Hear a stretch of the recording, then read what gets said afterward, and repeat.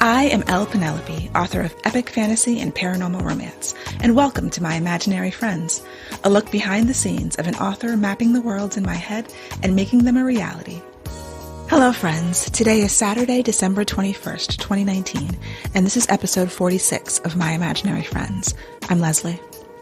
So this week's best thing is the new Netflix show Soundtrack, which stars my brother, Paul James. It came out this Wednesday. As of today, I've watched the first 2 episodes, and I really like it. I know that I'm biased, but I don't love everything that I've seen him in, so it still has to hit, even if he's in it. And it's hard watching, a family member on television, or in a movie or whatever, because I see my brother, and I'm supposed to see the character, and I'm trying to see the character and trying to figure out if he's acting well or not. I really can't do that. It's Paul. I see Paul, but but in this role, actually, I'm seeing the character a lot more than I usually do. Anyway, the show's soundtrack is, it's a musical, sort of. It's a lip sync musical, and, it's kind of, the pitch was what if Paul Thomas Anderson made This Is Us? So it's sort of like a drama about people's lives and their hopes and dreams and family and ultimately love. And then they break into song, but it's like the soundtrack of their life. So when a big emotional event happens, they will be a big song and dance number, or sometimes it's a small one, like an internal one. Sometimes it's more dream sequency. Sometimes they're doing all kinds of things. And so when I first heard the concept, I was like, is this going to work? It could be really cool or really strange. And then back in April, when I was in Chicago for a conference and I visited him on the set, and the showrunner showed me a clip of one of the edited dance numbers from a future episode, and one that I haven't seen yet as of now. But I was like, oh, that's actually really cool. And I could see how it might work. It'll either work for you or it won't. I've kind of gone on Twitter and seen people's reactions, and some people are loving it and some people are very confused, and they're like, so much lip syncing. There's probably 3 or 4 songs per episode. But I'm one of the people that it's actually working for, and I'm invested in the story and I care about these characters. I'm glad that, he's on a show that I really enjoy. He was on a show before, for several years called Greek, that was on the ABC Family Channel. And that was pretty popular with a certain segment of millennial women, I think, primarily. I'm sure there's other people who liked that show also. And that's probably his biggest show that he gets recognized from. And I did not watch Greek. I watched the first couple episodes and I was really excited for him to be in it. And I told people about it, but it was not for me. Other shows he's been in, episodes of things, or The Path on Hulu. I really enjoyed the first season of that, but he had a much smaller role.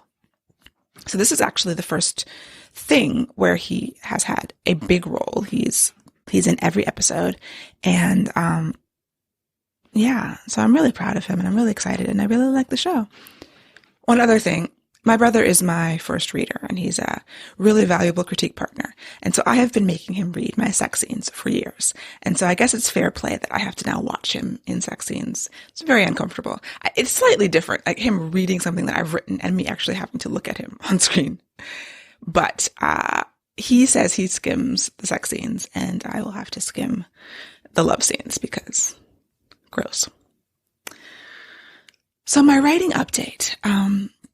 I turned in the first pass pages, which are the final proof for Cry of Metal and Bone, which is book 3 of Earthsinger Chronicles. For the first book, they actually sent me the entire printed out, the pages, 400 whatever pages. But ever since then, they send me the file. They send it to me digitally, and I actually print it out. I guess I don't have to, but I like to always proof as if I'm reading the book. So a few years ago, I bought this $80 laser printer on Amazon, and I buy pre-3-hole punched paper, which was a pro tip from Denny S. Bryce, because beforehand, I had been just punching holes in the paper and hating my life. But yeah, pre-hole punched paper is the truth. It makes a writer's life so much easier. And I put it in a 3-ring binder, and I spent a week proofing it, reading it very carefully. I did have to make a couple of changes because I had just finished the second novella, which leads directly into this book. There were some things that I wrote when I, originally wrote Cry of Metal and Bone, that when I delved into this novella, I was like, oh, I've changed some things. And those things are mentioned in this book. And so it was just a few lines that I had to rework, based on that. And then other little things that I caught. Now, I don't know why they call them the first pass pages. It should be the last pass pages because it's the last time I see it before it goes to the printer. But that's what St. Martin's calls it. I feel like other publishing companies probably call it slightly different things. So I print it out, I make the corrections, I put little sticky flags on each page that gets a correction. So then at the end, I just pull those pages out and scan them and send them to my editor's assistant. So that was all done on Friday. The last read through, I really enjoyed it. And it's good because I've had, a few weeks since the copy edit, to get away from it. I always dread it because it's like, I have to read this book again. And by this time, who knows how many times I've read it, but it is nice to have the space and to look at it typeset and to look at it in, very close to book form and feel good about it, It probably will be the last time I ever read the book, because I don't know. I don't like reading them once they're on the shelves and, you see if I do pick up any errors or things that I don't like. So yeah, this is the last time I will probably read it very carefully because as I'm working on book 4, I won't need to read these again unless sometime in the future I come back to the series, but who knows? But it's also good timing that I carefully went through book 3 as I'm working on book 4. So all of that, just feeds into it. And I can hopefully remember some of the details that I need to not, for continuity's sake during this book.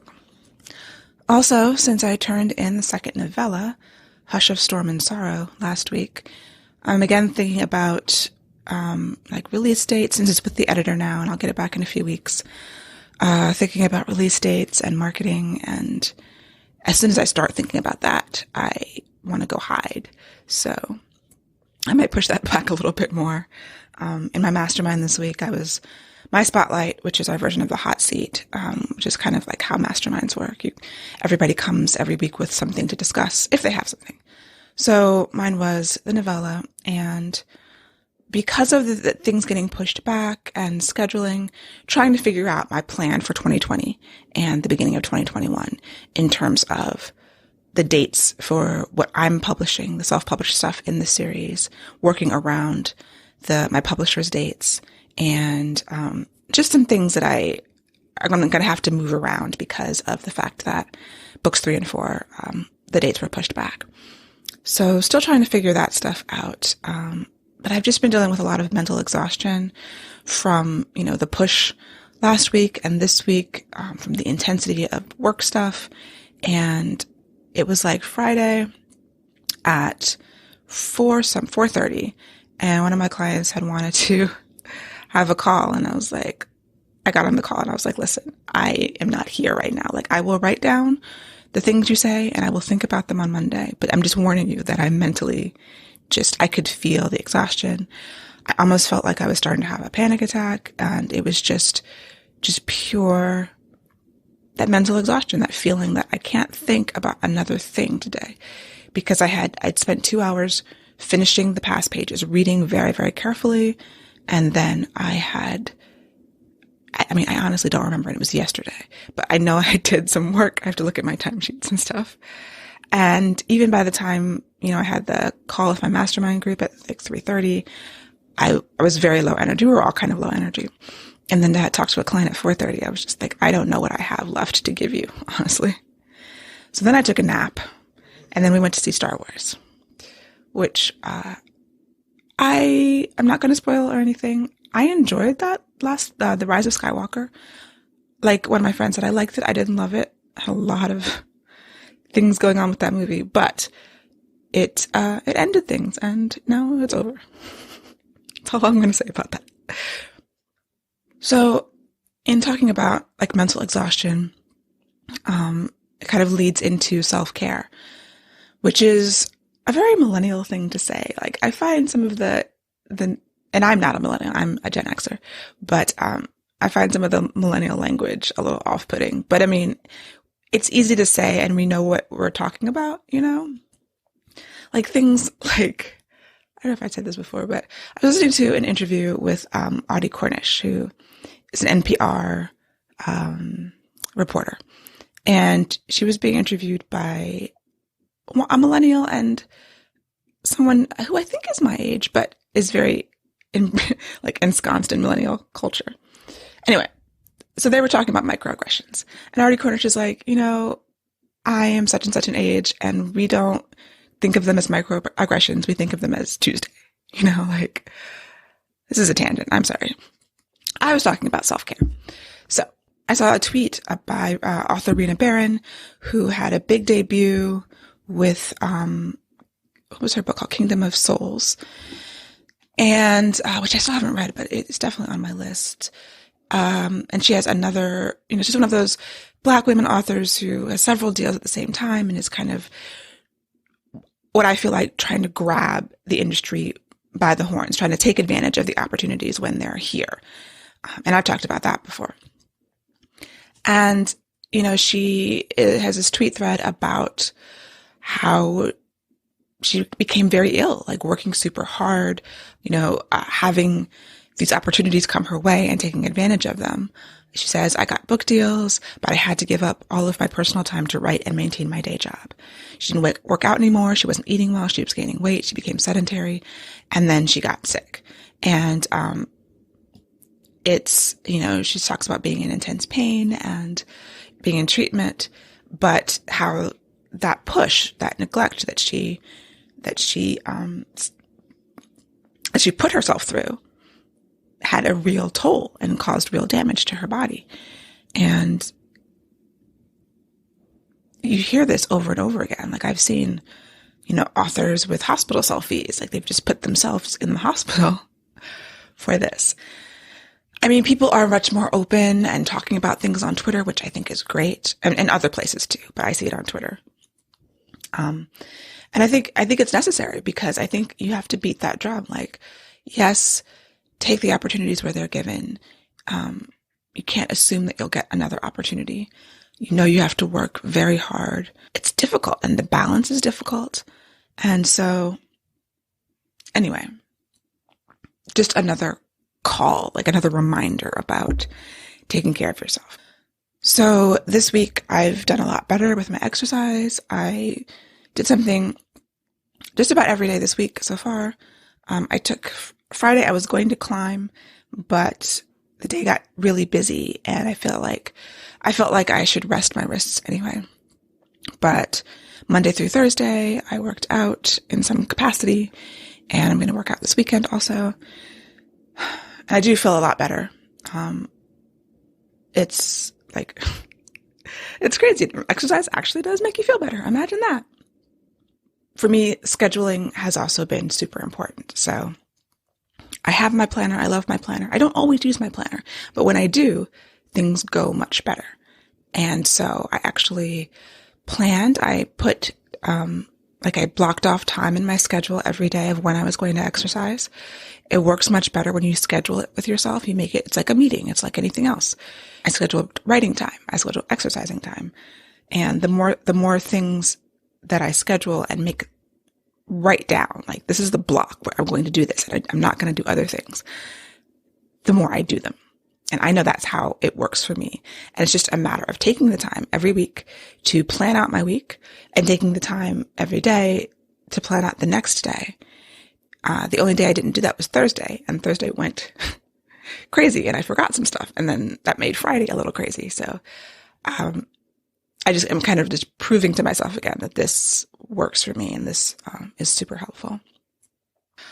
Also, I finally sent my newsletter this week. I timed the process from beginning to end. It took an hour and 16 minutes. And I could have, obviously have taken that hour several weeks ago when I was supposed to send the newsletter, but it's just so easy to procrastinate it. And it was in my schedule, it was on my list of things to do, but I hadn't blocked off time for it, which is like, note for next time. But I sent it, it's out. And I feel like I crossed it off the list. That felt great. I don't know why I have an aversion sometimes to sending the newsletter. It's possibly all wrapped up in the aversion to marketing that I'm going through right now. Like any kind of marketing right now is just, I do not want to think about it, but I have to, and I know that I have to, and I will. Maybe just after Christmas. I'll schedule some time to think about marketing after Christmas. I also saw a tweet about Andre 3000 from Outkast and why he's not making music anymore. And sometimes you sit around and you think about, oh, where'd so-and-so go? Where'd so-and-so go? And there's different reasons why you haven't heard from people. But sadly, he was saying that he doesn't have any ideas. He said his confidence isn't there, the motivation isn't there. And that, it's kind of heartbreaking. It kind of echoes some of the themes of my brother's show, because in that show, all the main characters are artists. One is a dancer, Paul is a musician and a songwriter. Another girl is an artist, she draws. And in the first episode, a couple episodes that I've watched, they're all really struggling with art versus life and how to live and eat and have a roof over your head and do your art. And when do you give it up? When do you go back to it? And it just kind of echoes that challenge that people have. And it is very real. And I feel a lot of empathy for him, for Andre 3000, going back to him, because he's such a force in music. And to think that he doesn't have, the ideas aren't flowing. And he also mentioned in the clip that maybe his history was a reason. And I think he was talking about the incredible success that can be stultifying for people, So that does sound like a true writer's block. And, I don't know his life. I don't know if I can say it's just resistance or writer's block, and we can get into that whole debate. But whatever it is, it's preventing him from doing something that he wants to do, that he wants to create, but it's not coming in the way that it used to. And that's a scary thought, to have that happen. I think about all the things that I want to write, all the things that I have in progress that I want to finish, the new idea beating at me. And I really hope that I don't encounter a time when the ideas stop coming and that I sit down and it's dry. I heard someone say, I want to leave this world empty, and that feels like the way to go, leave empty, do everything, leave it all on the table. But what if you empty yourself before you leave? What do you do then? I don't know. It's kind of a downer. But I wish Andre 3000 the best. And I do believe that if people keep trying, it will come back. I don't think the people who do something and then disappear forever, like Harper Lee or somebody, I wonder if something else is going on there. Or maybe there's just a trunk full of material that they were creating the whole time that they just didn't want to make public. You don't have to publish everything you write. You probably shouldn't. Oh, I want to give a shout out to this power nap video. So yeah, yesterday I was done. We were going to see Star Wars later. I needed a nap. So I had been doing these sleep meditations at night, but it was like 5 o'clock, 6 o'clock in the evening, and I didn't want to do a full-on sleep meditation. So I just went on YouTube and I looked up nap meditation, and something came up, and I did this 1-hour nap meditation. And I was a little, dubious, because for me, naps can be difficult. I take a long time to get to sleep. And by that time, if I set a timer for like 20 or 30 minutes, it takes that long for me to get to sleep a lot of times. And so I didn't have the nap. So I had time for an hour nap. And I put the meditation on and I was listening to the guy's voice. And at a certain point, he stops and it's just like music. I have my headphones in. But whatever was going on, like I would come in and out, like I would come to consciousness and like hear the music and then I guess go back under again. But I woke up after an hour and I felt really refreshed. And they've got these like chimes that signal when it's time for you to get up. And a lot of times after a nap, I don't feel refreshed. I feel like I want to sleep some more. And my 20-minute nap turns into a 2-hour nap, which doesn't feel like the best idea. So I will link to this in the show notes if you are interested in a guided nap meditation to help you feel refreshed. So, it's 4 days until Christmas, and I have not finished my shopping, but I have started, which is impressive because often I do not start until whatever the last 1 day shipping day, deadlines are, is often how I go about Christmas shopping. I don't like it. It's stressful, the holidays can be very stressful. I did not decorate this year. I didn't put up the tree, partially because of Kitten, Stokely. The last time I had a real tree was the first year we got Sterling. And Sterling believes that Christmas trees are toilets. So that didn't work out so well. So even though I would prefer a real tree, we've gotten fake trees since then, and he does not pee on the fake trees. He will sometimes still pee on the tree skirt, but that is a little bit he didn't really do that much. No, actually he does. So anyway, I was not feeling super in the Christmas spirit. My husband is a Grinch. He does not care about Christmas. And so the only person I would decorate for is myself. And I wasn't up to it. And partially because I wasn't, I feel like the Kitten is very overstimulated. You add a Christmas tree with all the decorations and he would totally lose his mind. So I'll wait until he's a little older next year and see if I feel like it. Of course, we're hosting Christmas dinner, so I feel a little obligated to do something. So we have a tiny fake tree. It's like a pre-lit, tiny, 3 foot, 2 foot maybe, that I might pull out and stick somewhere. And it will be very sad. My mother is like the queen of Christmas. She has 3 Christmas trees. She has all of the decorations. She buys out the whole store. Most of her storage area is Christmas decorations. Every year she has a wrapping paper scheme. So this year the wrapping paper must be red and black and gold. If you come to Christmas with a store wrapped gift, your gift gets put behind the tree or in another room. It cannot be displayed on her tree because of the pictures. She wants all her wrapping paper to match. So I did go over to her house last week and pick up some approved wrapping paper. Cause I don't know where she buys this wrapping paper. I go to Target, I can't find black and red and gold with no other colors in it, She loves Christmas because her father's birthday was Christmas, and I think it was a big deal in her house. And it was a big deal of growing up because she loves Christmas. And, that gene did not get passed on to me. So I make do. I do what I can. Some years I'm into it. Some years I'm not. This year, just haven't been into it. But I still have to finish the gifts, and I will enjoy the time with the family and, all of our Christmas traditions, the Christmas cookies that we make on Christmas Eve. And we usually go to a movie on Christmas Day. I don't know that we'll do that this year because my cousin is actually flying in that evening. I don't dislike Christmas. I think I don't like the added work of all of the decorating. It just feels like labor to me. At least this year it does. Next year, maybe it will feel different. So if you celebrate Christmas, Merry Christmas. And I will talk to you next week.